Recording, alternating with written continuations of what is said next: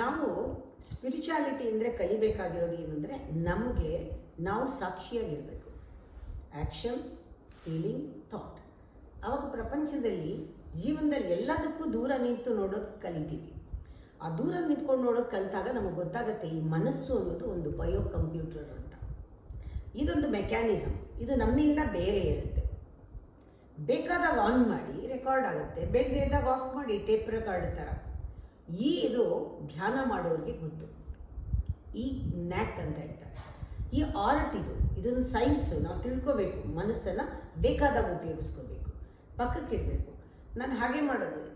ಇಮ್ಮಿಡಿಯೇಟಾಗಿ ನನಗೆ ಯಾರೂ ಇಲ್ಲದೆ ಇದ್ದಾಗ ಏನೂ ಬೇಕಾಗಿದ್ದರೆ ಆಫ್ ಮಾಡಿರ್ತೀನಿ. ವಿತ್ ಆಲ್ ಅವೇರ್ನೆಸ್ ನಾನು ಇಲ್ಲಿದ್ದರೂ ಕೂಡ ಏಕಾಂತವಾಗಿರ್ತೀನಿ.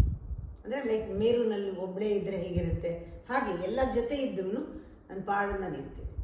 ಇವಾಗ ನೀವು ಯಾರಾದರೂ ಬಂದಾಗ ನಾನು ಆನ್ ಮಾಡ್ತೀನಿ ಟೇಪ್ ರೆಕಾರ್ಡ್. ಯಾಕೆ ಅಂದರೆ ಅದು ಮೈಂಡ್ ನೋಸ್ ಲ್ಯಾಂಗ್ವೇಜ್. ನನಗೆ ಭಾಷೆ ಬೇಕು. ನಾನು ಸುಮ್ಮನೆ ಮೌನವಾಗಿ ಕೂತಿದ್ರೆ ನಿಮ್ಗೇನೂ ಅರ್ಥ ಆಗಲ್ಲ. ನನ್ನ ಮನಸ್ಸಲ್ಲಿ ಏನು ನಡೀತಾ ಇದೆ ಅಂತ ನಿಮಗೆ ಗೊತ್ತಾಗಲ್ಲ. ನಿಮ್ಮ ತಲೆಯಲ್ಲಿ ಏನೋ ನಡೀತಾ ಇರುತ್ತೆ. ಅದರಿಂದ ನಾನು ಮನಸ್ಸನ್ನು ಬಳಸಬೇಕಾಗತ್ತೆ.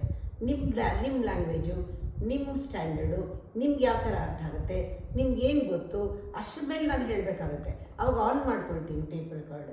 ಆನ್ ಮಾಡಿಕೊಂಡು ಭಾಷೆನ ಬಳಸ್ಕೊಂಡು ನನ್ನ ಮನಸ್ಸನ್ನು ಬಳಸ್ಕೊಂಡು ನಿಮ್ಮ ಜೊತೆ ಮಾತಾಡ್ತೀನಿ. ಆಮೇಲೆ ಕೆಲಸ ಆದಮೇಲೆ ನಂಗೆ ಅದಕ್ಕೆ ಸಂಬಂಧ ಇಲ್ಲ, ಆರಿಸ್ತೀನಿ. ನಾನು ಏಕಾಂತವಾಗಿರ್ತೀನಿ.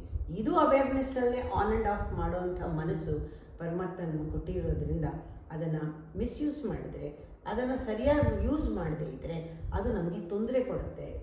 ಅದನ್ನು ಸರಿಯಾಗಿ ಬಳಸೋದು ಕಲ್ತ್ಕೊಂಡ್ರೆ ನಾವು ಆರೋಗ್ಯವಾಗಿರ್ತೀವಿ. Mentally, physically ಆರೋಗ್ಯವಾಗಿರ್ತೀವಿ. ಈ ಮೆಂಟಲ್ ಹೆಲ್ತು ಬಹಳ ಮುಖ್ಯ. ಇದೊಂದು ಸೀಕ್ರೆಟು. ಅದನ್ನು ದೂರ ಇಟ್ಟು ಉಪಯೋಗಿಸೋದು.